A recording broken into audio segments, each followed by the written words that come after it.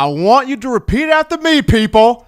Football is back after a crazy offseason filled with coronavirus information and social issues. We are now at a point to where we can get back to talking about something, discussing something, conversating about something that promotes togetherness and provides a sense of normalcy during this crazy time. And with Major League Baseball in full swing, the NBA playoffs happening, with the NFL and training camps, college football's back. Fall camp started today for the University of Alabama. Really excited to have you guys locked and loaded onto the hottest show on the streets, the number one forum for Crimson Tide football news, notes, and information. That being in my own words, with yours truly, Justin Smith of Touchdown Alabama Magazine, bringing this to you from Tuscaloosa. Streaming this as always via YouTube. And speaking of a channel, go ahead right now, drop a thumbs up, give a like on the show, and hit that subscribe button.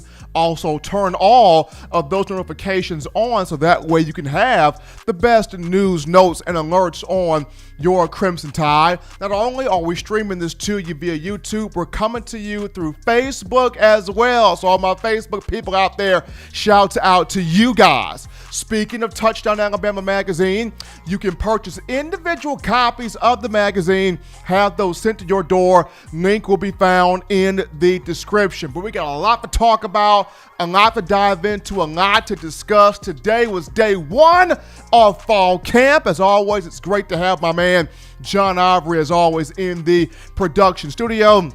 A little bit later here in the show, we're going to have Justin Smith, the lead scouting and recruiting analyst for TDA, on to discuss the two huge verbal commitments the Tide got over the weekend in the likes of Kyrie Jackson, the JUCO defensive back, and Monkel Goodwine, the four-star defensive lineman. Also, we will have writer and reporter Patrick Dowd for TDA. He'll be joining the show as well, as he's currently about to get on the Nick Saban Zoom call, the Alabama head football coach having his first presser of fall camps. It's going to be nice to catch up with Patrick to see the high points from Coach Saban's first presser of fall camp. But as always, folks, we want you being a part of the conversation, and you can do this by calling 205-448-1358. The number to call in to let your voice be heard. Once again, that's 205-448-1358.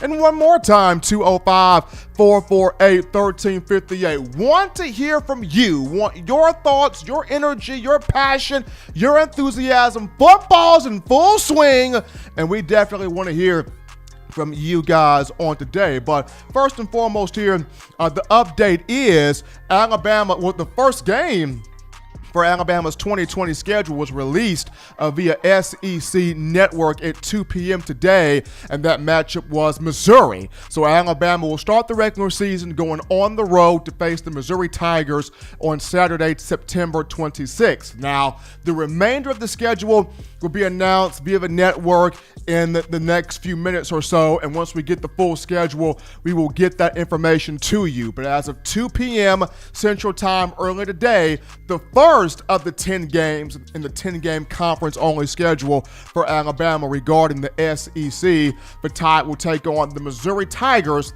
going on the road to face Mizzou on Saturday, September 26th. But we dive in now. First topic of conversation on the show here, and SportsCenter used to have this thing called Cold Hard Facts. Cold Hard Facts was their thing. So I got inspired from that to do Steven's Cold Hard Six, a six-pack of questions here for Alabama in terms of fall camp. Now, the Crimson Tide does not have a lot of concerns or question marks, unlike a lot of teams do, but there's still some thoughts, there's still some opinions, there's still some things that you, as Alabama fans, want to see happen, want to see transpired. So crack open the cold one right now. We're about to get into Steven's Cold Hard Six.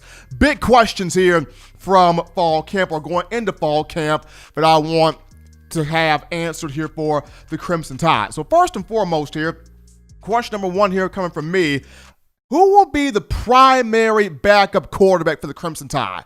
who is going to be the primary number 2 quarterback for Alabama. And Mac Jones has earned that right to be the starter for the Crimson Tide. We are in a situation here with the coronavirus pandemic not having a spring, right?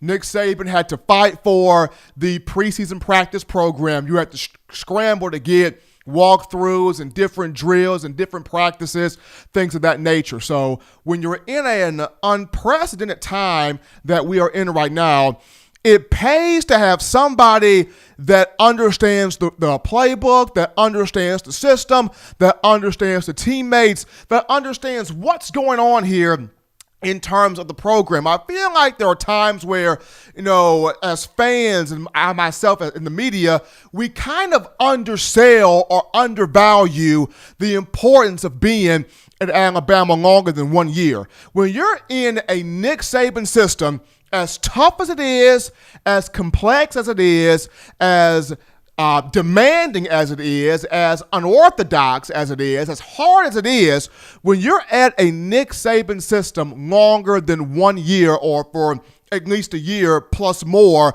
that's a big deal because that shows that you have absorbed the information, you have absorbed the system, you have absorbed what it takes to be successful here at this program. And when you look at somebody like Mac Jones this past year, filled in very admirably for Tua Tagovailoa, got better as the season went on.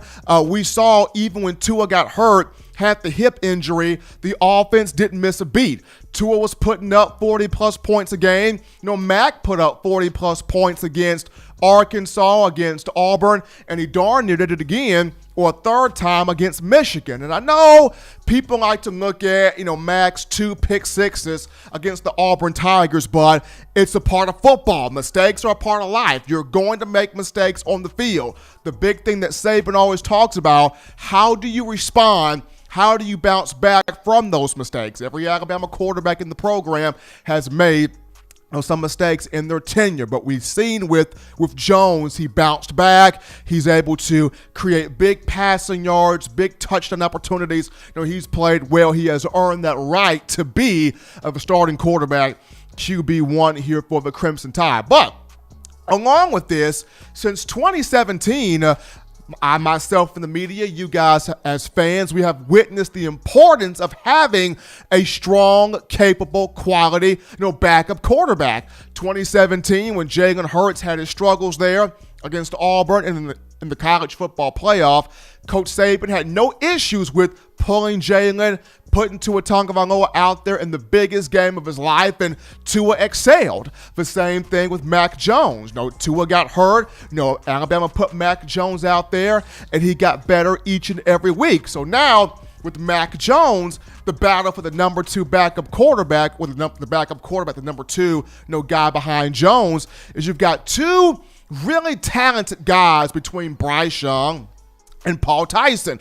One is a hotshot 5-star freshman, 5-star phenom, 5-star athlete that people look at as a can't-miss product, a can't-miss production of a guy, somebody that can really do some special things here in the program. But you have the other guy in Paul Tyson, of whom, for the life of me, I don't understand why he does not get more of the conversation, because he has been in this system for a year and more, and a guy that's got a big time arm. He played well in the walkthroughs in the preseason practice program. So going to be interesting to see which one of these 2 breaks out, which one of these 2 earns this role as the primary backup quarterback, the number 2 guy behind Mac Jones. So that's question number 1 here from the Cold Hard 6. Number 2 is, who emerges as the best complement to Najee Harris out the backfield? Alabama's always had that 1-2 punch at running back. It's been a method of its success under Coach Saban, where the 5 national championships are concerned, going back to when it all started off with Glenn Coffey and Mark Ingram in 2008, and grew from there. And Bama's got talent on the roster behind Najee Harris, who had a 1,200-yard season, last year, 1,224 yards, 13 touchdowns, and is getting better with improving his speed. You've got Trey Sanders, of course, And this is the guy that everybody's talking about. This is the guy that people are saying he's the best complement to Najee Harris, whether it's in between the tackles, whether it's outside in open space, in the pass catching department. This is the best complement. This is the best 1B or number 2 to Najee Harris is 1. A lot of people are very high on Trey Sanders, and they have every right to be. He can do a number of different things well. Very diverse, very versatile. And while he and Brian Robinson will both get that opportunity to play, people cannot turn a blind eye away from Trey Sanders. And then you bring up Brian Robinson and Keegan Robinson, and both guys have talent.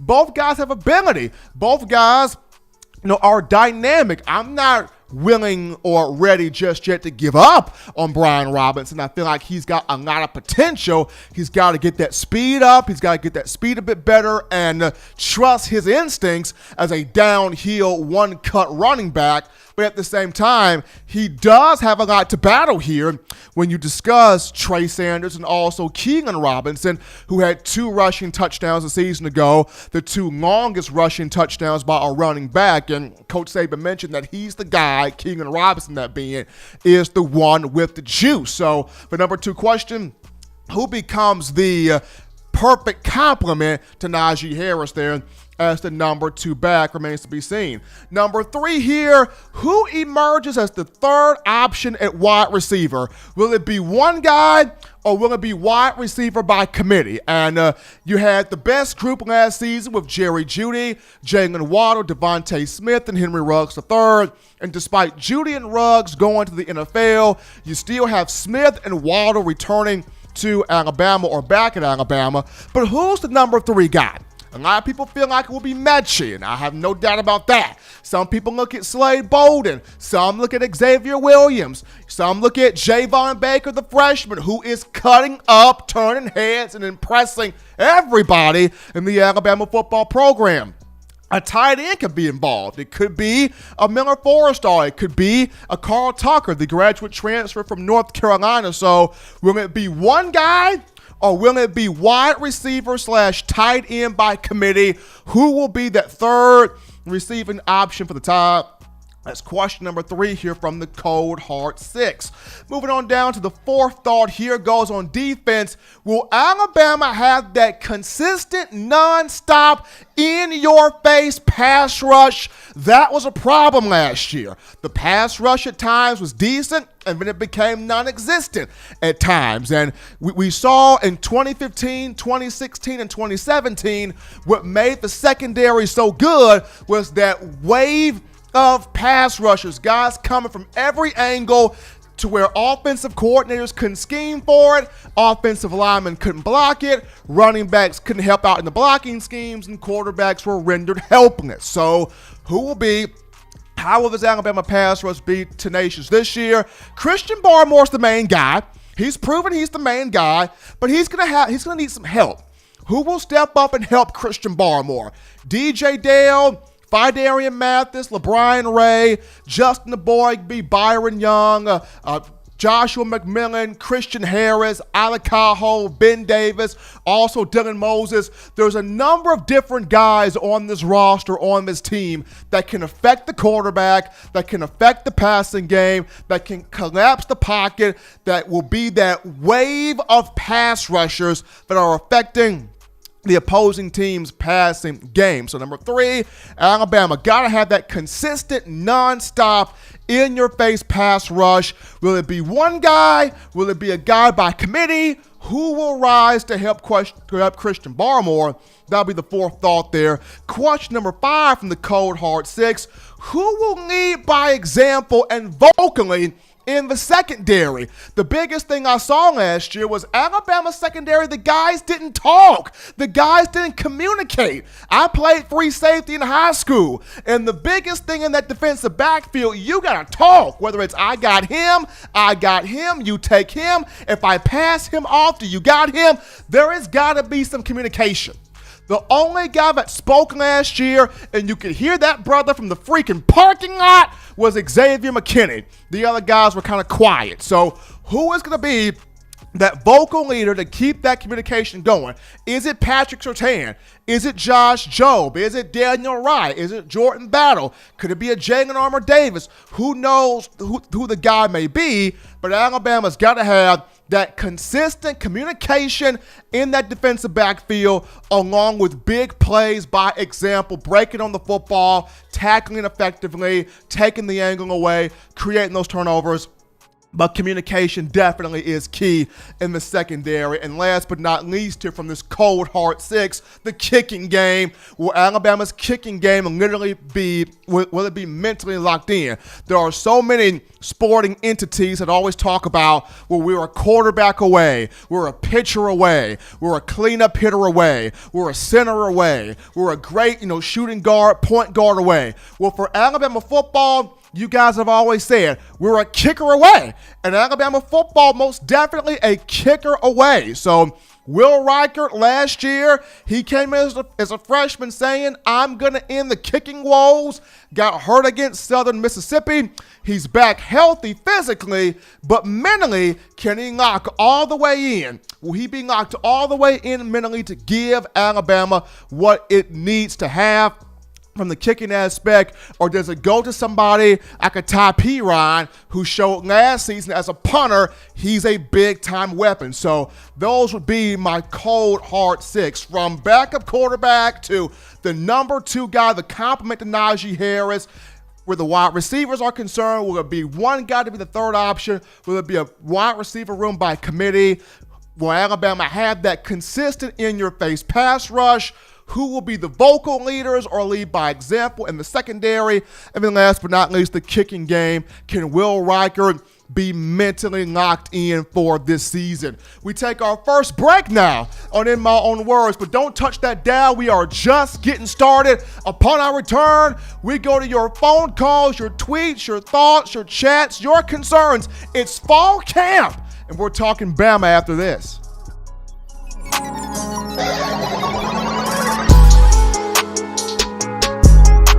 Every sports fan deserves the proper representation. Whitwell Sports introduces to you the Title Towel. Wave that Title Towel in the air like you just don't care, in support of Nick Saban and the Alabama Crimson Tide. Only $9.99, and it lasts a lifetime. Head on over to whitwellsports.com and get your Title Towel today.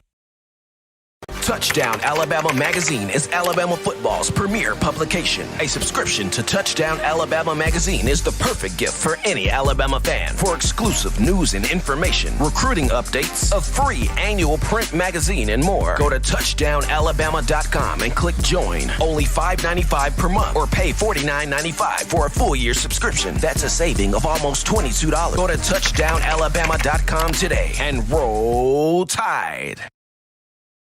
We are back into the break, or from the break, people, on a Monday. Hottest show on the streets, best form for Crimson Tide football news. In my own words, fall camp for the SEC, fall camp for the Crimson Tide starting today. Awesome to see Nick Saban and the Crimson Tide players back on the field, getting ready for this 2020 season campaign. And it's on you, Tide Nation. 205-448-1358 for number to call in to let your voice be heard. Time to blow them phone lines up. 205-448-1358. We start this thing off with Waylon. Waylon, man, it's Monday. It's fall camp. Football's back. What's going on? Like I said on Friday, TDA talks Bama football from spring to fall. Here we are. No other place to be than TDA on Monday. Everything's looking good, Stephen. I guess we're going to keep the wheels turning here. Tell me about the schedule. I'm looking at it. I know you got it. Lay it off to us. Well, right now, I don't have it in my hand right now, but I know the first game is Alabama-Missouri, which will be on September the 26th. Alabama will have to travel to the Tigers of Mizzou to play those guys. That's going to be a very interesting matchup right there, but do not have the full schedule in front of me as of right now. I know they just released it now via SEC Network, but Waylon, do you have the schedule on you right now? Well, I'm looking at week 8. It says LSU. That's what I'm looking at, LSU. I want to make it say LSU. Hello? I got you right there. So Alabama playing LSU in the 8th week they're waiting, the 8th game? That's what it's saying on the SEC network. So that's what I'm looking for. They wanted to they come down here and bad mouthed us and barely beat us by one or two little plays last year with a quarterback that wasn't probably 80%.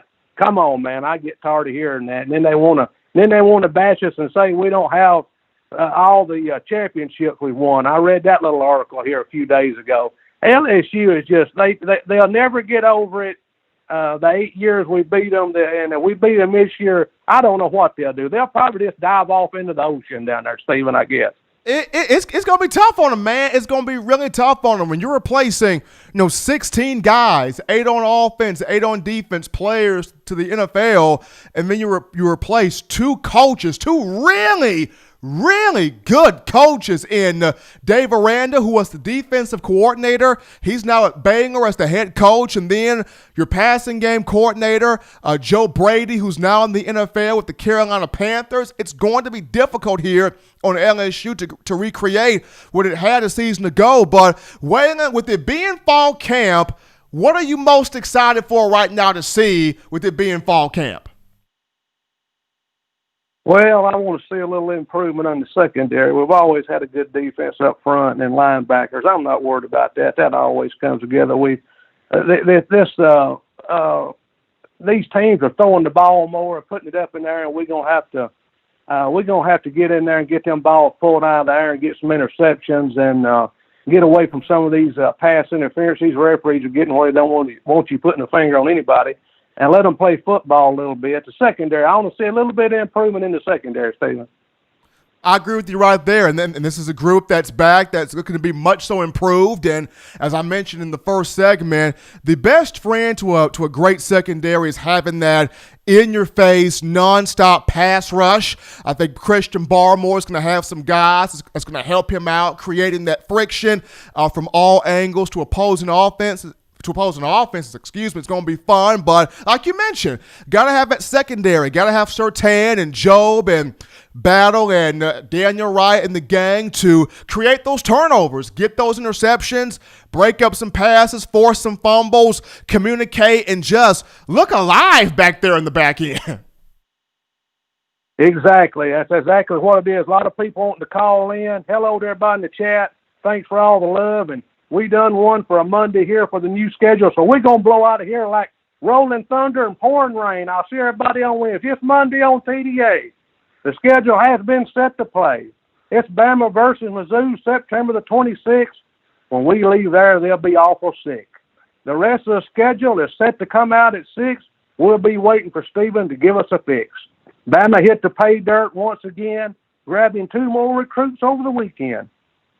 Justin, thanks for all the hard work, all the information informed through all the COVID-19 running around. Remember the super chat. Leave some money in the hat. Let go of the dough, because I'll hit you over the nose with my rubber hose. Bye-bye, everybody. Y'all be good. Bye-bye, Stephen.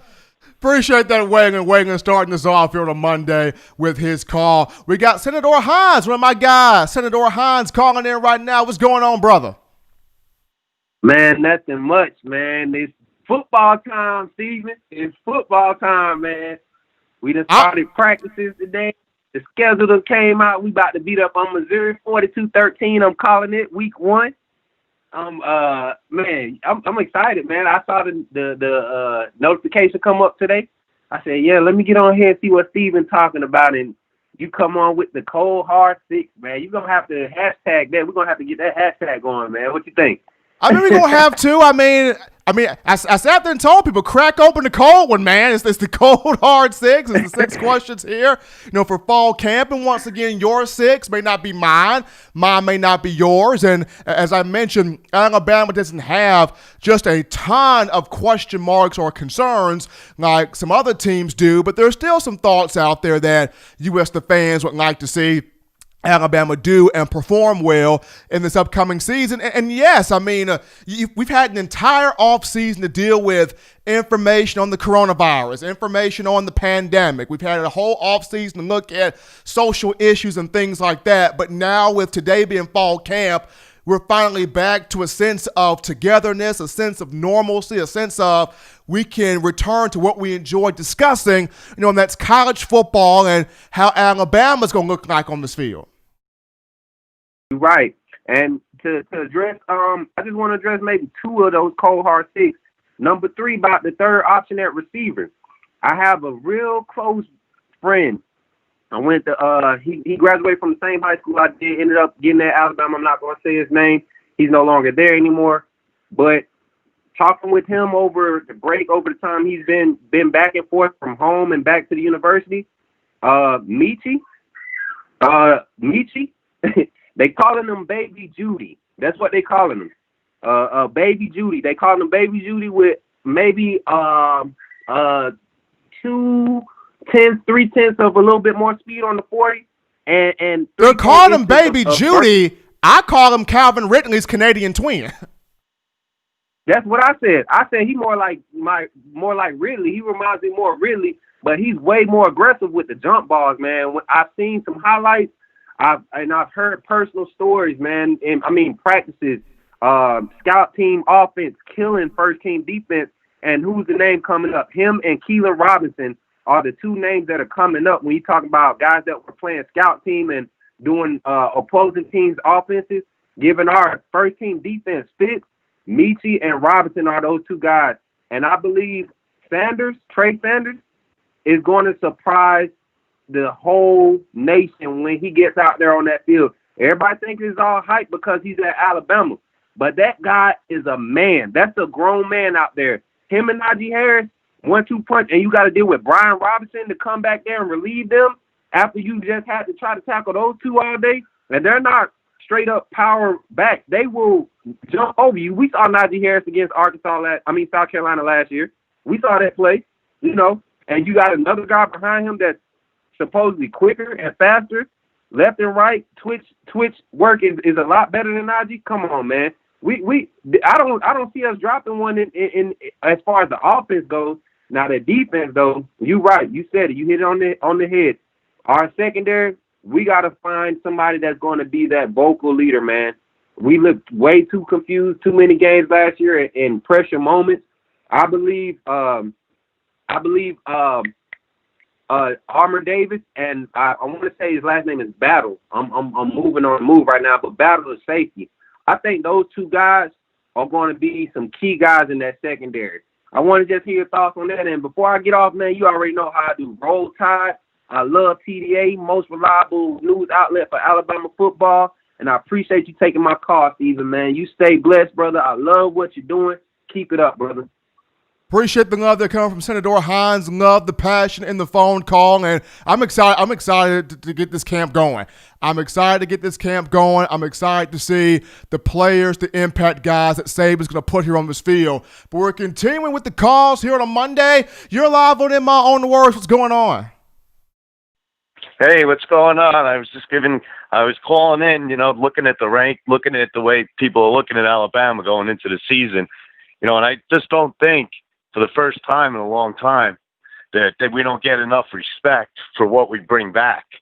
I think, offensively, you're looking at a team that has, probably a first-round draft pick at running back, two studs coming behind them, an offensive line with at least 2 NFL prospects, and then everybody picks on the defense. But the defense last year, the secondary was still on the younger side, and they were missing their 2 starting inside linebackers, which was huge for them. And now those guys come back healthy. If he doesn't get hurt, he's a top 15 draft pick last year. So, they weren't that far off last year. And I think with Jones and Sark being back again, offensively, they'll be just as good if they'll be able to score, just maybe in different ways because they might be a little more balanced. But I just don't think they're getting the credit that's due for them. I know being ranked 3rd in the country is great, but I just think people are kind of overlooking them, almost like they're not, not what they were. And I don't agree with that at all. I think this is actually what Nick Saban wanted to have happen, just some extra motivation. And this is where Coach Saban uses, his best motivation in getting his team to see, hey guys, they don't think you can do it. They don't think you're good enough. They don't think you're great enough. They put you guys at number 3. Look at all the talent, like you mentioned. Look at all the talent that this team has brought back, not just on offense and defense, but Alabama looks like it's found the punter and Ty Perine, middle of the season last year. We saw how great that young man did. And as I've always stated, Alabama fans, to you guys, this program is a kicker away. It's always a kicker away from really doing something. And I feel like, Will Reichert physically back healthy, mentally, if this young man from Hoover locks in, then that's the missing piece. And it's going to be it was going to be hard to stop Alabama anyway. But if the kicking game locks in, now you're working with a completely different monster. Absolutely. What have you heard about Surtain so far? So far about Surtain, he's gotten better. I mean, I know he added a pound. He had a couple of pounds to his frame here in the offseason. Still quick, still pretty agile. The thing I want to see from Surtain, though, is like I mentioned in the first topic, he's got to talk more. Kind of a quiet guy. He's got to talk more. Everybody else in that secondary got to communicate more. That's my main thing. He's good. He's got to talk more, trust his instincts, but we appreciate the call, man. Keep listening to us. Yeah, absolutely. You got a great show. Appreciate everybody here. Appreciate everybody so far blowing up the call lines here, 205-448-1358 as we're talking Bama fall camp. But we got some shout outs here in the super chat. How about Roll Tide and Rise Up? Roll Tide and Rise Up donating that $20 into the super chat, helping us out here at TDA. And Kevin Compton, do your thing, Kevin Compton, bringing in that cool $14.99. Courtesy of the super chats coming from Kevin Compton. So that's Kevin Compton and Roll Tide Rise Up helping us out here for TDA in these super chats. But we take a break here on the show. Don't touch that dial. Upon our return, we sit down with the lead scouting and recruiting analyst for Touchdown Alabama magazine, Justin Smith, to talk about the excellence that's been going on this recruiting trail. You don't want to miss it, folks. We're coming back.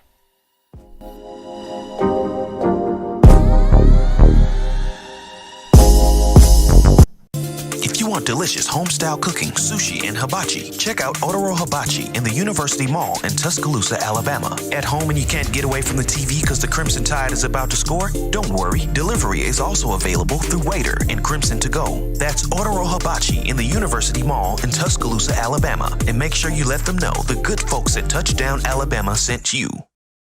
Touchdown Alabama magazine is Alabama football's premier publication. A subscription to Touchdown Alabama magazine is the perfect gift for any Alabama fan. For exclusive news and information, recruiting updates, a free annual print magazine, and more, go to touchdownalabama.com and click join. Only $5.95 per month or pay $49.95 for a full year subscription. That's a saving of almost $22. Go to touchdownalabama.com today and roll Tide. We are back in from the break, ladies and gentlemen, on a Monday, hottest show on the streets in my own words, fall camp edition, that being as the Crimson Tide starting fall practice on today, the SEC starting fall practice on today. And the moment that I get the full schedule in front of me, we'll go over that as well. But right now, we're joined live by the straw that stirs the drink, the family affair, Justin Smith of Touchdown Alabama magazine, the man on the ground, analyzing, scouting, building relationships with these young athletes on the 2021 recruiting trail and beyond. Justin, it's awesome having you back, man. It's always great to be on, Steven. Fantastic, man. Well, first and foremost, Justin, over the weekend, of course, we all got the information.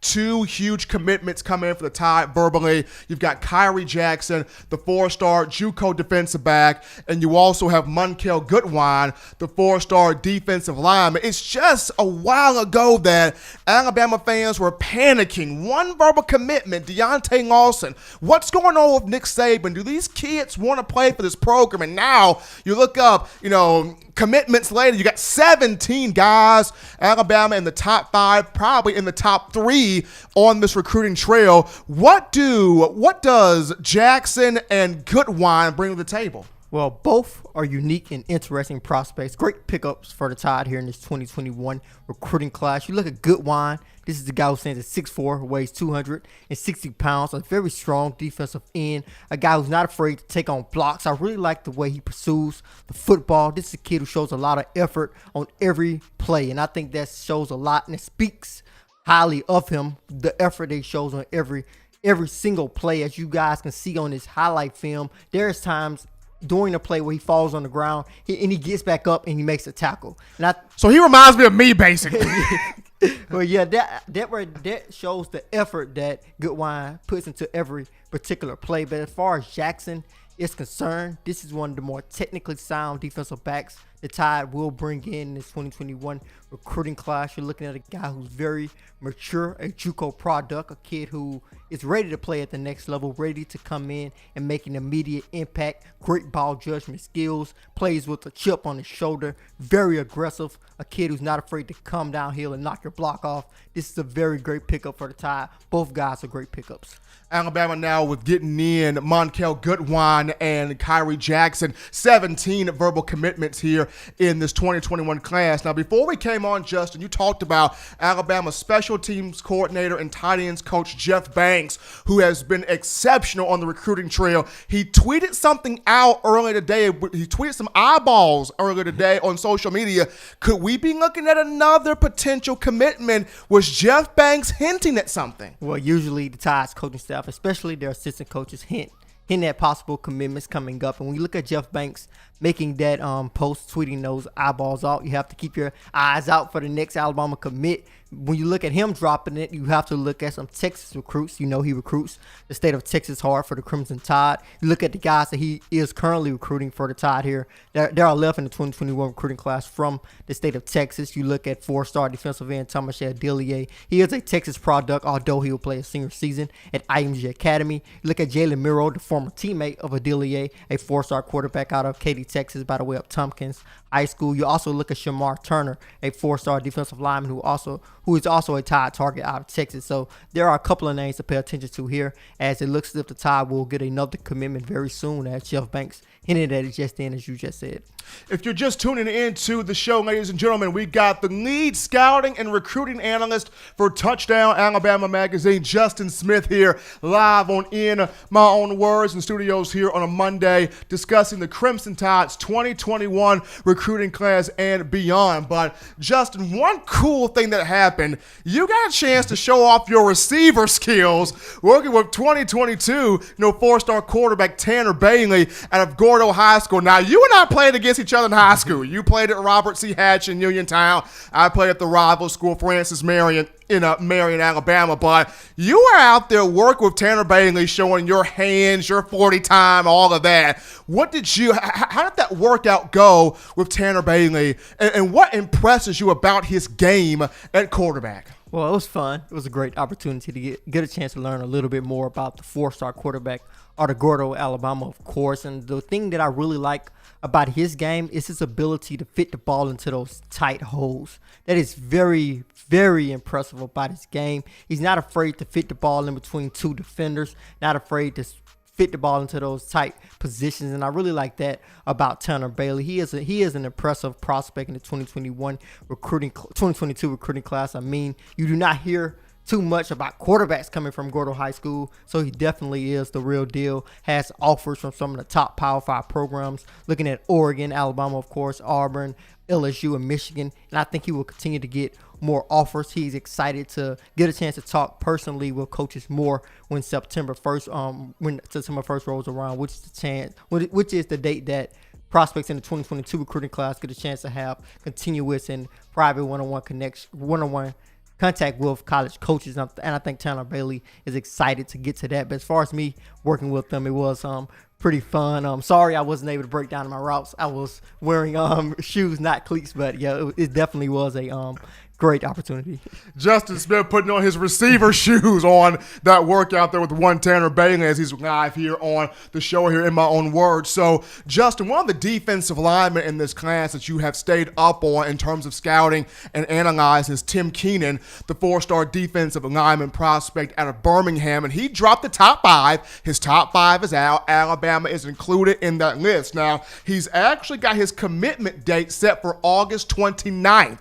Where do you see Tim Keenan? Where does he go? Who is high on him? Where does Alabama stand? Talk about Tim Keenan and where Alabama fits into his commitment here. Well, I think Alabama is right there, along with Georgia. I think that's something that is cool and something that is impressive is the fact that he is showing and paying homage to his hometown by including the UAB Blazers. I really like that. But I think it is a Georgia and Alabama battle heading into his decision on August 29th. I have always been impressed by Tim Keenan. This kid is not just a slouch. This kid is a productive prospect in this 2021 recruiting class, going back to when I got an opportunity to see him in action at the Nike Opening Regional in Atlanta on March of 2019. He won the Defensive Lineman MVP award at that particular camp, and there were some pretty productive players at that camp that competed against him. You're looking at 4-star defensive tackle Jamil Burrows, who came in with the Tide's 2020 recruiting class. You're also looking at one of the 5-star defensive end and Miles Murphy, who committed to Clemson. Tim Keenan beat out both of those guys, along with a couple of more guys in the 2020 recruiting class. They actually were a year older than him. He actually beat out all of those guys at the Nike Opening Regional Camp. So I've always been impressed by the Birmingham product, who is expected to announce his commitment on August 29th. Right now, I think it's a Georgia and Alabama battle. For a lot of these guys, Justin, why do they wait and really push that recruitment out? I know some guys, they make that decision quick. I want to go here. This is where I want to go. What went into kind of just his move, Keenan's move, to really kind of push this recruitment out? I know he wanted to take some visits. I know he wanted to, go over all the options, but you in studying this, you in building a relationship with these young men, what goes into their process of, let me not make a move quickly, let me really push this out? Well, I think most guys want to take all 5 of their official visits if they want to push their recruitment out. You want to take all 5 of your official visits, reevaluate all of your options, look at everything inside out, look at all of the relationships that you have built on the recruiting trail. So I think that is what goes into most guys' decision who wants to pull out and push out their recruitment. Tim Keenan did want to do that. He did want to wait all the way to National Signing Day to announce his commitment, but it looks as if he has pushed things up because there's a low chance that they will be able to take any visits. So what would be the reason to push off your recruitment and your commitment now? I think, as I said on your show in the past, we may see a lot of guys push up their commitment because you may not be able to take any visits. So I think the visit thing is the thing that really went into his decision. Folks, if you're just tuning into the show here on a Monday in my own words with yours truly, Stephen Smith of Touchdown Alabama Magazine, we got the lead scouting and recruiting analyst Justin Smith live in studio talking 2021 recruiting and beyond. As the Crimson Tide brought in 2 big names over the weekend in defensive back Kyrie Jackson and also defensive lineman Monkel Goodwine here. But Justin, still the position that Alabama fans want to know, is it going to happen? Is the program going to get one? And it's the tight end position still concerning that spot there at tight end. Is Robbie Oates still the main guy? Are there other guys that now Alabama is looking at more so than him? What is the tight end position still centered around right now? Well, I think Robbie Oates is definitely a name to pay attention to. I will also pay attention to Jalen Sheed, the 3-star tight end out of Olive Branch High School in Olive Branch, Mississippi. Those are the 2 guys that I will pay attention to the most heading down the stretch for the Tide. Of course, the Sheed did drop a top 3 and included the Tide, so I think they are in a great position with them. But those are the 2 guys. At first I was thinking about the Tide possibly pulling in the 4-star tight end out of Florida, who will be a great pickup as he is more of a receiving tight end, but he did drop their top school list and did not include the Tide. So I would look at Jalen Sheed and Robbie Oots moving forward. In terms of just how many guys Alabama can take in this class, I know it's got like 17 right now, provided fall guys sign. How many guys is Nick Saban? How many guys is this program wanting to take in and trying to make this one of the best classes Saban's ever had? Well, I think you're looking at that 25, 26 range. I think that is around the average what they have brought in over the last couple of recruiting class. That is the number that I am predicting. But you never know with Nick Saban. He can twist and flip and make things work with the transfer portal and how everything is up in the air. You never really know what number he eventually will bring in, and you have to count in that a potential transfer will happen. A lot of things go into that number. Now, one thing that I would like to ask here, Justin, is, of course, Alabama was high on defensive back Jalen Marshall. They were high on him. Of course, he was high on the Tide, but he chose the Florida Gators in his commitment. Do you see Alabama still pursuing him? Is there an opportunity where Bama could possibly flip him? I know you talked about Alabama wanting to get more defensive backs, wanting to get more defensive linemen, especially with the guys that it could lose in the 2021 draft venue, but also the transfer portal. Is there an opportunity for Alabama to maybe flip Jalen Marshall somewhere down the road? I think for them to have an opportunity to flip Marshall, I think you would have to have visits. I think that is the biggest reason why he did not commit to the Tide. He haven't had an opportunity to visit there. So I think if there are no visits this season, I don't think Marshall will flip his commitment from Florida to the Tide. But there are several other names on the board when you look at the Tide's recruiting efforts at the cornerback position. Of course, your Quincy McKinstry. Everybody wants to know what People love themselves some Kool-Aid, man. Yeah, everyone wants to know what he is going to do. Of course, you have to look at Kamari Lassiter, a 4-star defensive back out of Tuscaloosa. Terrion Arnold, as far as the defensive back position is concerned, 4-star defensive back out of Florida. You also have to look at a 4-star defensive back out of Louisiana. When you look at the Louisiana product and University Lab product, there's a guy to definitely pay attention to as well. Folks, he's Justin Smith, the lead scouting and recruiting analyst for Touchdown Alabama magazine. Appreciate Justin for coming on here as always, giving his expertise, his analysis on the recruiting trail. Well, we're going to take a short break here, folks, but upon our return, we will continue with the guest phone line as we bring in Patrick Dowd of Touchdown Alabama magazine to break down the high points from Saban's first presser of fall camp via Zoom call. We'll be back after this.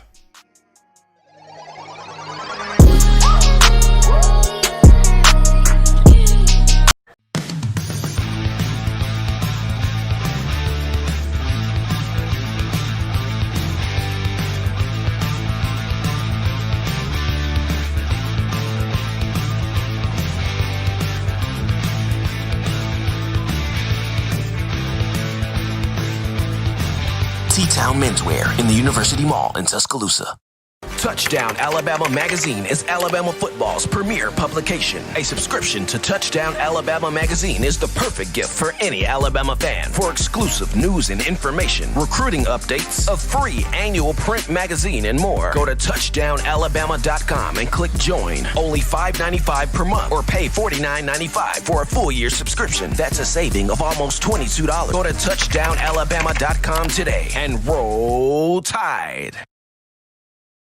We're rocking and rolling, folks, from the break on the hottest show on the streets. Number one forum for Crimson Tide football news. It is Monday in my own words with yours truly, Stephen Smith of Touchdown Alabama magazine. Got the man John Ivory in the production studio. And as always, be sure to give a thumbs up, drop a like on the show, hit that subscribe button, and turn all of those notifications on so that way you can have the best in news, notes, updates, and alerts here on your Crimson Tide. But we go on over to the In My Own Words hotline where we pick up Patrick Dowd, writer and reporter for TDA, as he was in the Zoom call for Coach Saban's first presser of fall camp. Pat, what's going on, buddy? Hope you're doing well. What's going on, Steven? Excited to be here. Absolutely, Pat. Glad to have you in here. So, for Coach Saban, this is the first press conference of fall camp. For the first time, he's able to speak to the media. Now, of course, it's not like it usually is with the media actually being inside the Malamore facility. They're doing something different this year due to COVID concerns. You've got Saban and players that will do these pressers via Zoom calls. So, what were some of the high points that Coach Saban talked about in the first Zoom call of fall camp? Well, Stephen, right from the get-go, a big stress that Nick Saban talked about was player safety and health, that the school is taking every precaution they can in order to ensure the health of the players. He talked about that every player is getting tested twice a week, and that's not just something that, Alabama's adopted. They've done that from the start. And, all the hand sanitizers within the building, and he even talked about that the players have a new extra layer of I believe, plastic behind their face masks in order to prevent the spread of any water droplets like that are key in spreading coronavirus. So, a big topic was the players' health and health concerns and making sure that they're safe. But right off the bat, too, Saban also talked about some of the physical progress in the summer that the players made. And, a lot of that obviously can be attributed to the new strength coaches, Matt Ray and Dave Ballou, who obviously have done a tremendous job and and whatnot. But, big points of conversation were players' health and safety for the first press conference of the season. Now, of course, Pat, when you look at some of the media members were probably asking about certain players, in particular players that they look to see have big numbers this year, big performances this year. Were there any players that Coach Saban highlighted in the Zoom call? We all know Coach Saban. He doesn't like to give anything away too soon, but he did talk about some of the players returning, like Dylan Moses and LeBron Ray. Both of those guys are full go in practice and ready to contribute. And but he did announce that Ali Cahill does have a slight knee injury, will miss a little bit of time, but no one too specific to be named in terms of players stepping up.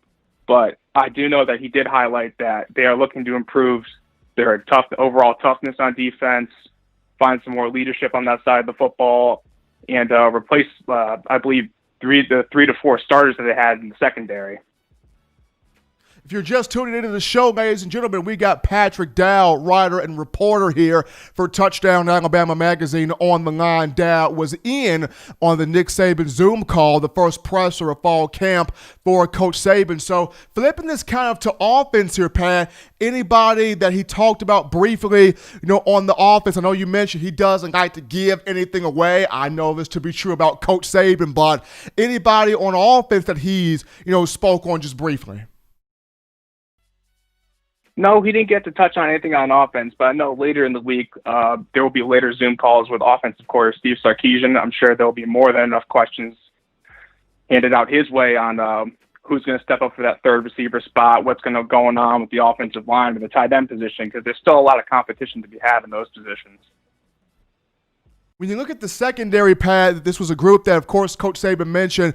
You lost quite a few guys from that defensive backfield. Xavier McKinney, Jarrett Maiden gone, also Trayvon Diggs. But, a lot of talent returns there. Patrick Surtain is back. Josh Jobe is back. Jordan Ballin is back. Also, Daniel Wright is back. You being someone who played football yourself, you've got family that's played football, especially in Alabama. What do you want to see moving forward here with this secondary in the upcoming season? Well, obviously, everyone wants the best possible players to play. And, just to find what works, a big stress of Nick Saban's secondary is that they have good communication. And as long as they can get guys back there who can communicate with each other, be on the same page, be in the right spots. I know last year Xavier McKinney was a huge factor in that department, but he's gone.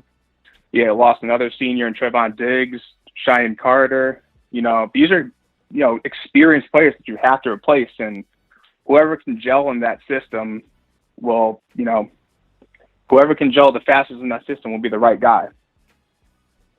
He's Patrick Dowd, ladies and gentlemen, the writer and reporter for Touchdown Alabama Magazine, joining us live here on the show, giving us the lowdown, the skinny on Coach Saban from his first Zoom call of fall camp, making things mostly about the health and safety of players. He did kind of get into, some offensive and defensive players, for the Crimson Tide, but the biggest thing, health and safety, and praising the likes of David Ballou and Dr. Matt Ray for what they've done here in the program. But Pat, appreciate you, man, for coming on. Be safe, be good, take care, buddy. Right back at you, Steven. Thanks for having me on. Absolutely. Great here to get a chance to not only talk to Patrick Dowd, but also when Justin Smith in the previous segment talking Bama recruiting. We take another break here on the show, but don't touch that dial. When we get back, it's back on you, Tide Nation. We're getting to your phone calls, your thoughts, your tweets, your texts. It's time to pick up the phone, baby. Blow the phone lines up. We want to know what you are feeling as fall camp in full swing as we return to In My Own Words.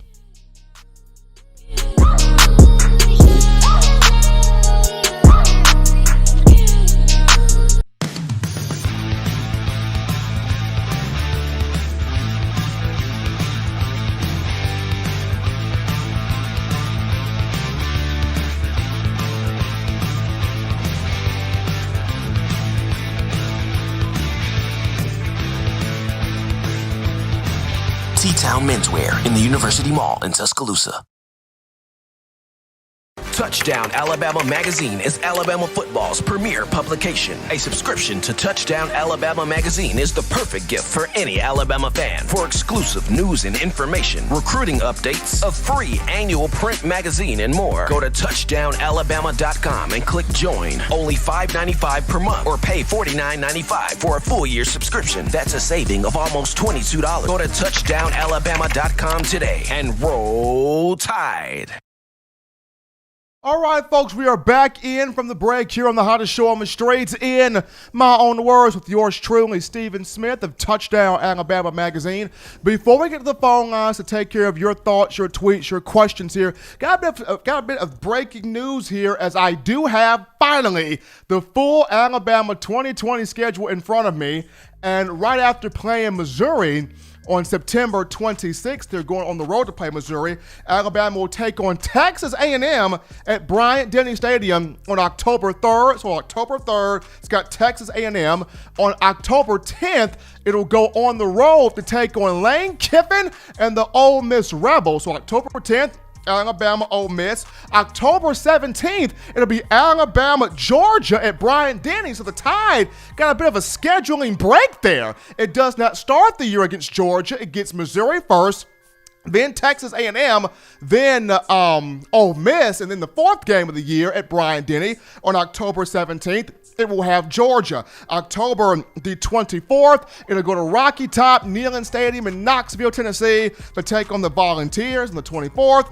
On October 31st, it will have Mississippi State at home at Bryant-Denny, taking on Mike Leach and those Fighting Bulldogs. On November 14th, it goes on the road to take on Ed Ogeron and the Bayou Bengals, the LSU Tigers at Tiger Stadium, Baton Rouge, Louisiana. So that's November 14th. On November 21st, it comes back to Bryant-Denny to take on Mark Stoops and those Kentucky Wildcats. Got Mark Stoops there on November 21st. On November 28th, it's got the Auburn Tigers at home in the annual Iron Bowl, final game of the regular season.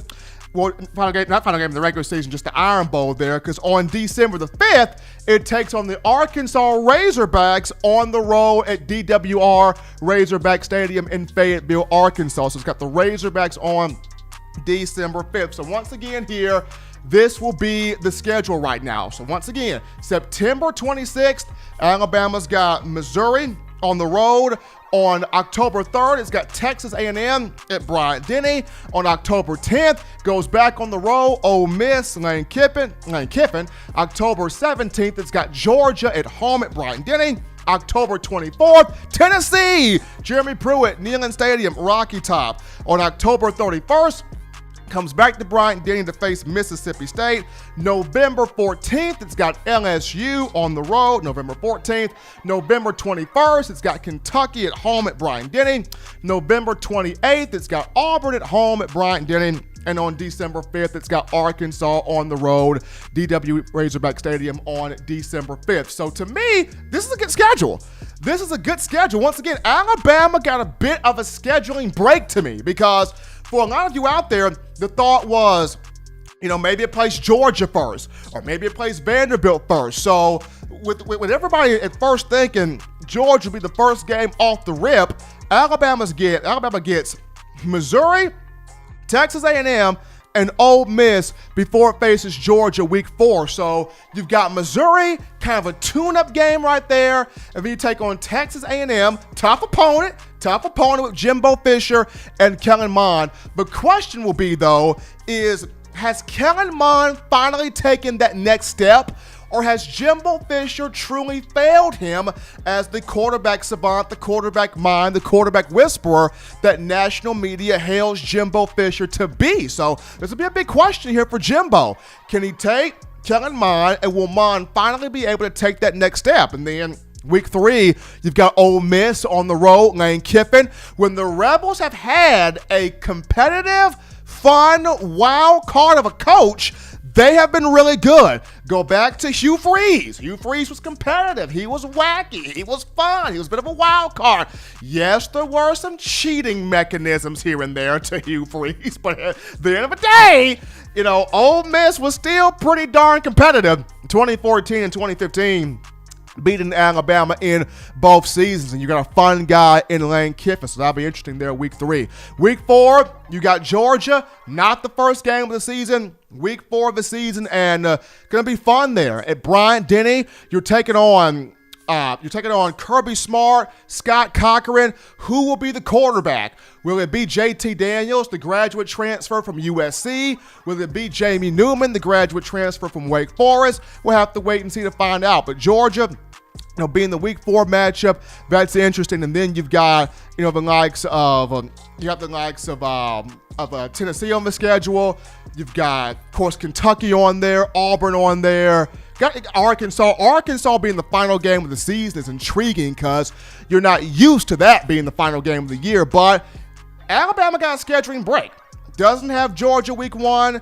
It's got a tune-up game in Mizzou. I like how this schedule fell right here. But we go to the phone lines right here on a Monday. You're live on In My Own Words. What's going on? Live on In My Own Words. Caller, what's going on? You're live here on the show. What's up? What's going on, big dog? Doing good, man. Doing good. Just got the Alabama Crimson Tide schedule, and to me, looks like the Tide got a bit of a scheduling break. I mean, it doesn't play Georgia off the rip, but starting the year off with Mizzou, you get a good competitive A&M team, and then you play Ole Miss before you play Georgia. So I feel like the schedule broke pretty well there for the Tide.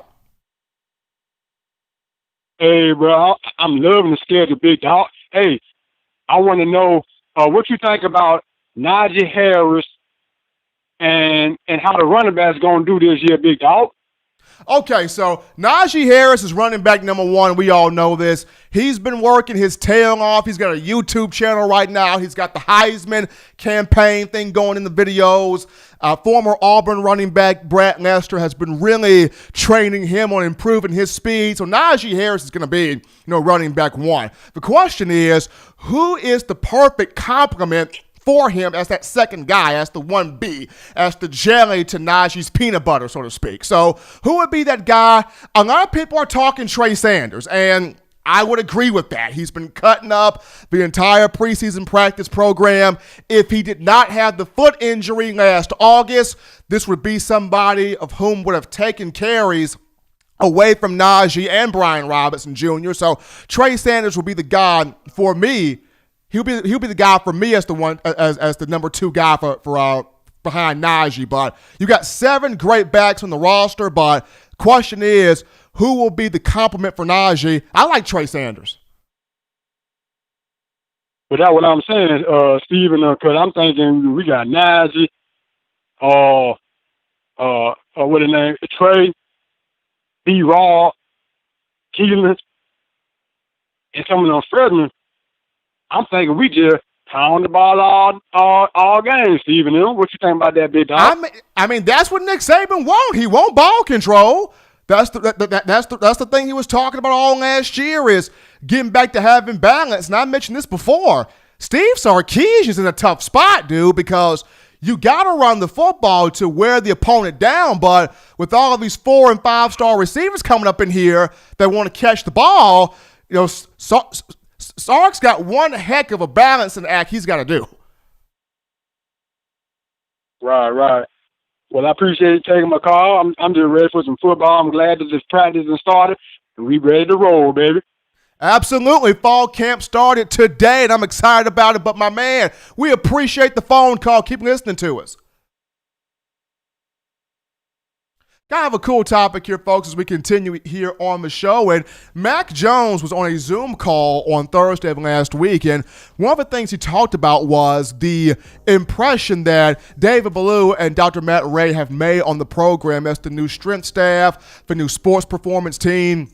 David Ballou, the director of sports performance, Dr. Matt Ray, the director of performance science, and since being hired back in March, both guys have earned the respect of the coaches, of the players, and the fans. And something Mac Jones mentioned on Thursday is both guys, Thursday of last week, both guys have been very upfront about their philosophy in the weight room, a very scientific approach. Both guys talked about how, of course, Mac Jones spoke on what both guys do.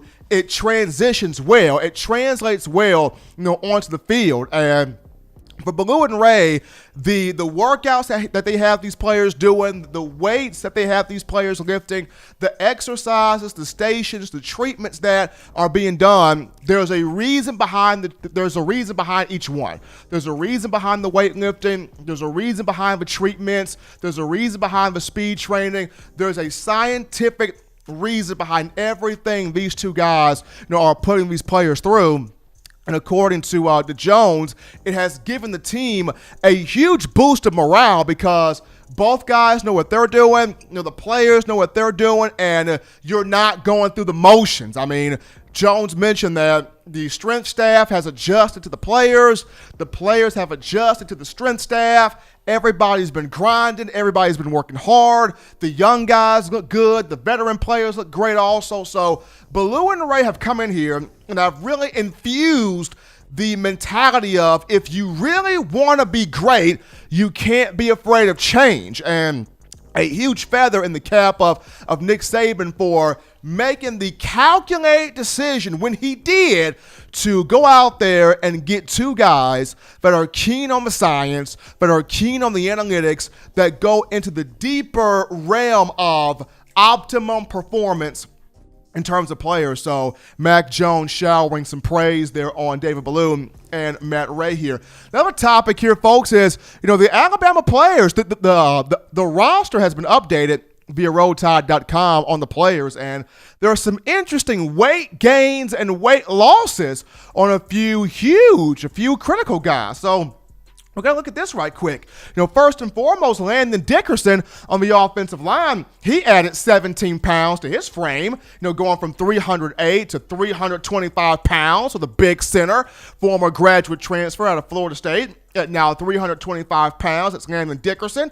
You've got Deontay Cornbread Brown, who added 12 pounds to his frame, going from 338 to 350 pounds. Now, Cornbread is projected as the first-team right guard. Now, as long as the 350 pounds does not affect his athleticism, as long as it does not affect his hands and his feet, I'm fine with Cornbread carrying that weight of 350, but he did pack on 12 pounds to his frame. Mac Jones at quarterback going from 205 to 214 pounds, adding on a good 9 pounds to his frame there. You look at the kicker, Will Reichert, who went from 180 to 190 pounds, packed on 10 healthy pounds there to his body. Here's a big one, folks. Ishmael Sopsher on the defensive line is going to have a big say this year. You want to know why? Because Big Ish has been doing big work. He came in at 340 pounds. The brother dropped 24 pounds. He came in at 334 pounds, but he's dropped 24 pounds. Ishmael Sopsher now at 310 pounds. I believe he saw Big Tim Smith, who came in the 2020 recruiting cycle, and Ishmael went, okay, if I'm going to play football, I got to drop this weight, I got to get right, and I got to get right now. So Ishmael Sopsher dropping 24 pounds there. Christian Harris has taken that Reuben Foster approach. He's dropped 12 pounds. Going from 244 to 232 pounds. So he was already good last year, but now he's going to be much faster there, losing that 12 pounds. And even Shane Lee has dropped some weight there, going from 246 to 240. He's dropped 6 pounds. Still want him to get down to that 235 range. Still want him at that 235 range, Shane Lee. But at least he's taking that initiative. He's dropped 6 pounds, going from 246 to 240. Now, in terms of people that have gained weight, you look at the likes of Dylan Moses, who's going from 235 to 240 pounds, so a healthy 5 pounds on Dylan's frame at 6'3", and even Ben Davis. Ben Davis going from 243 pounds to 250 pounds, adding 7 healthy pounds to his 6'4" frame, and throughout the entire preseason practice program, what I had been hearing on Ben Davis is pushing guys, locked in, looks good, in position to be one of the starters, at the outside linebacker position. But those are just kind of some height and weight factors here for the players as the roster has been updated for the Crimson Tide. But we got another phone call in the queue. You're live on In My Own Words. What's going on? Hello, hey Stephen, how you doing?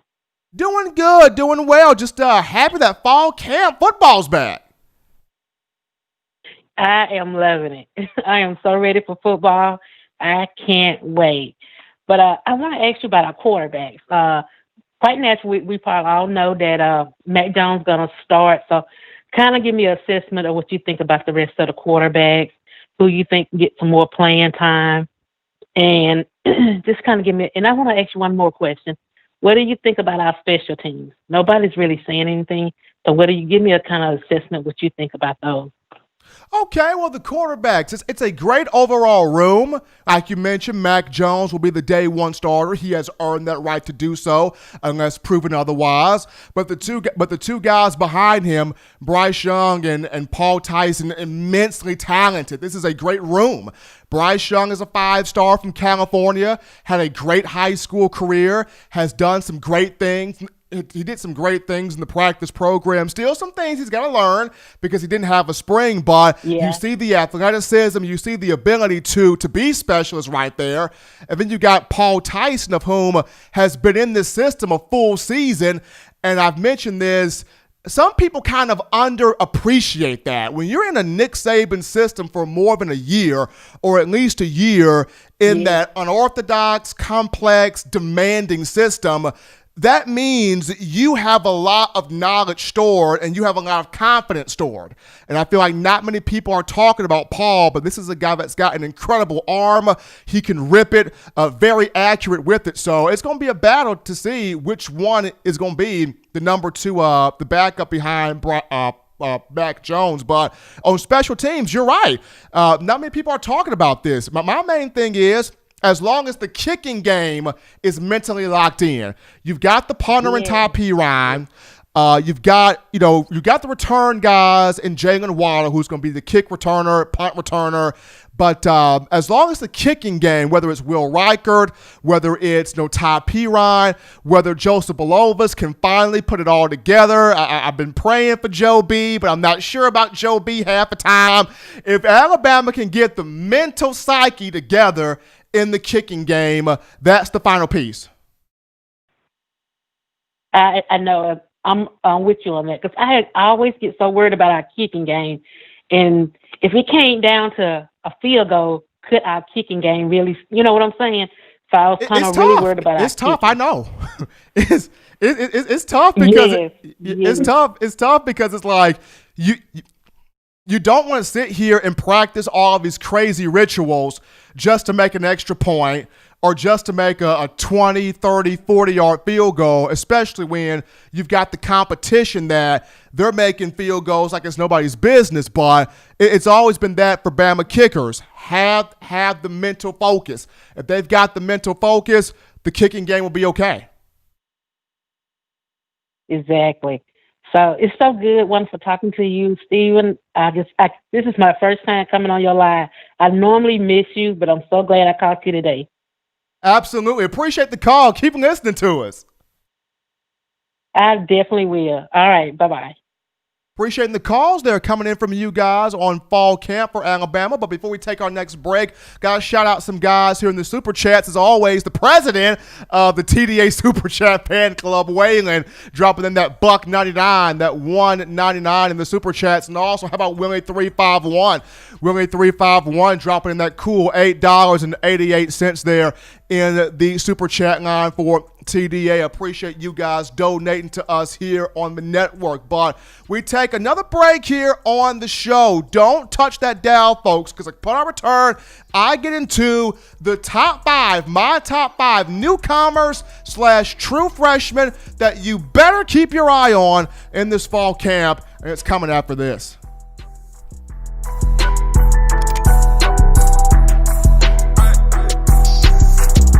If you're an avid Alabama Crimson Tide fan and you love to flaunt it, then show your Alabama Crimson Tide support by grabbing the All-Bama sneakers. They feature bold Crimson Tide graphics, so no one will be able to question where your allegiance lies. When you add these sweet sneakers to your Alabama Crimson Tide collection, go to stsfootwear.com and use the code TDAlabama for $15 off your purchase. That's code TDAlabama for $15 off your purchase. Go to stsfootwear.com and get your All-Bama sneakers today.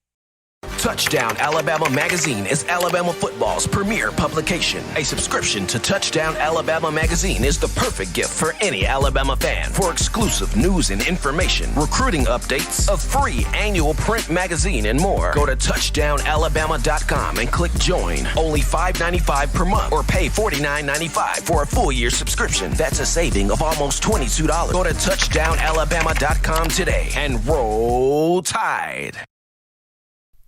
All right, Bama Nation, what's going on, people? Appreciating every last one of you tuning into the show on today, a Monday.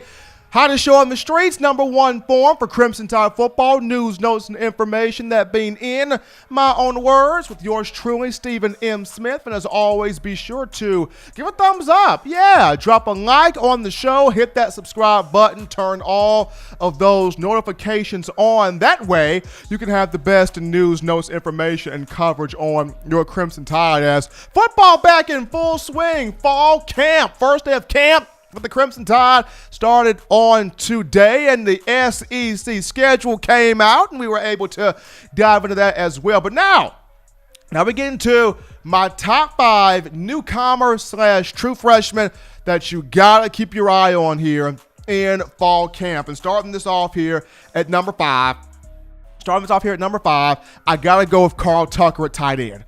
Carl Tucker at tight end, keep your eyes on him. This is a young man coming over from North Carolina, graduate transfer. He has a lot of experience coming from the ACC. The Tar Heels, they had him lined up on the end line as a blocker, but he also, got out and caught passes. They had him flexed out wide as a receiver, kind of like how the New Orleans Saints used to do with Jimmy Graham when they had Jimmy Graham at that point in time. So Carl Tucker at 6'2", 248 pounds, kind of got that Irv Smith type of size right there. I think Carl Tucker is going to have a huge play here at that tight end position. I mean, he had like four touchdown receptions in his career at North Carolina, over 500 receiving yards. The main issue with him was he had some health issues. He had some injuries, but finally healthy. You got Baloo and Ray. That's the sports performance team. That's the injury prevention team. So look forward to seeing more of Carl Tucker on the field. He's my number 5 guy. He has the opportunity to kind of be that explosive tight end that Alabama fans have been wanting to see, since O.J. Howard and Irv Smith Jr. At number 4, keep your eyes on Roy Dale Williams. I know a lot of people are talking about Jace McClellan, and for good reasons. He's a home run hitter. He's a speed guy. He's got great burst coming over from Texas in this 2020 class. Nick Saban mentioned, well, according to sources I spoke with, Nick Saban does not intend on redshirting McClellan. People look at him as kind of being sort of a Josh Jacobs type, but as much conversation has been about McClellan, even more has been about Roydell Williams. He's been turning up. He's been turning heads. He has looked really good in the preseason practice program, and a couple of sources told me this could be the guy. Roydell Williams could end up being one of the best backs to ever play here of the freshmen. He is the most physically ready right now. That's what I heard. As a freshman, of the freshmen, Roydell Williams is the most physically ready right now to get on the field and run this football for the Tide. A good friend of mine, Leonard Stevens, who has a gym in Birmingham, step-by-step performance training. He has worked with DJ Dale at Alabama, Quandarius Robinson, who's now at Alabama, part of that 2020 class, an outside linebacker, and also, of course, Roydell Williams here. And according to Stevens, he told me that Roydell's mindset is Adrian Peterson. He's got an AP-type mindset. He is ripping in the hole. He is powering the hole. He is bouncing plays outside. He is running guys over. He has a determined mindset. Had over 5,000 career, rushing yards during his tenure at Hueytown High School. Had 84 career rushing touchdowns, 92 total scores in his high school tenure. Keep your eyes on Roydell Williams. People are talking Jace McClellan, and for obvious reasons, but when you have a guy that, when he made his announcement in his commencement ceremony, putting in his letter of intent, and when reporters asked him, Roydell, why are you choosing Alabama? They missed out on the college football playoff this year. Why Alabama? And Roydell stared right at the camera and he said, in 2019 will be the last time Bama missed on the playoff because I'm coming. When you got a player with that type of moxie, that type of swagger, that type of voice, that type of determination to want to get here, want to get on the field and do something and become something special, keep your eyes on Roydell Williams. That's the fourth guy. The third guy for me to keep your eyes on here in fall camp, Javon Baker at wide receiver. Alabama's got a number of guys at that wide receiver / tight end room that can pop as the number 3 option to help out with Devontae Smith and Jalen Waddle. But keep your eyes on Baker because, he has been incredible this summer. He's been awesome all summer long. And there are a lot of people that feel like, was Javon Baker the reason why Tyrell Shavers and Shadarius Towson went to the transfer portal? It could be. It could be the very reason why Shavers and Towson went to the portal. But be that as it may, Baker's been killing it. When he first got on campus back on June the 8th for the in-person workouts, he was one of the guys catching passes from the quarterbacks, snatching balls out of the air with his physicality, elevating, leaping up in the air, and, getting those contested 50-50 balls. And then, on top of that, Dr. Matt Ray spoke on his speed, the impressiveness of his speed. So Javon Baker, keep your eyes on him this season. This fall camp could be one of those guys to pop at wide receiver and be an option here with Smitty, with Waddle, and John Mechie, who looks to get more playing time. At number 2, Brian Branch. Brian Branch in the secondary. And here's a guy that has been battling Jalen Armour-Davis for the starting spot at that nickel position in that star role. It's been Brian Branch. And since in the 5 national championships Alabama has had in the Saban era, it's always had that one highlight defensive back, that one highlight player in the secondary that you couldn't keep your eyes off of.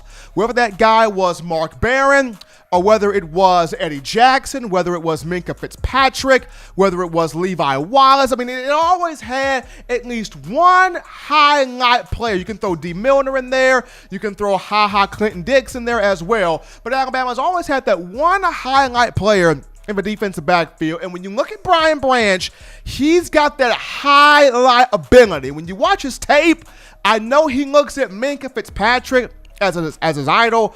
But when you watch Branch, There is some Tyrann Mathieu in his game.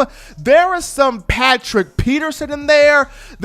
There's a lot of guys in Brian Branch's game. He's a stud. He's really, really good. And we have seen Nick Saban, it doesn't matter what classification you are, if you give Alabama the best chance to play winning football, he's putting you on the field. So Brian Branch, number 2, and the number 1 guy, self-explanatory, Will Anderson. This dude right here as the pass rusher, as one of those guys that Coach Saban's going to have come into this game, turn him loose, and unleash madness on the quarterback. Keep your eyes on Will Anderson throughout fall camp. So it's going to be fun here watching every single last one of those guys do their thing, from Carl Tucker at tight end, Roydell Williams at running back, Javon Baker at wide receiver, Brian Branch in the secondary, Will Anderson as an outside linebacker. But folks, if you want to know, if you want to have the best news, notes, information, and coverage on your Crimson Tide, it's very simple and easy to get this. You can access this by getting the Touchdown Alabama Magazine app, downloading it from the iPhone App Store if you're rocking Team Apple, Google Play Store if you have the Android phone. For your audio listening needs, we have you covered here. iTunes or Apple Podcasts, Spotify, Stitcher, Spreaker, TuneIn Radio, Overcast.fm, Google Play, or iHeartRadio. We got you covered. If the good and gracious Lord sees fit, I shall return on Wednesday, continuing the conversation that is Tide football.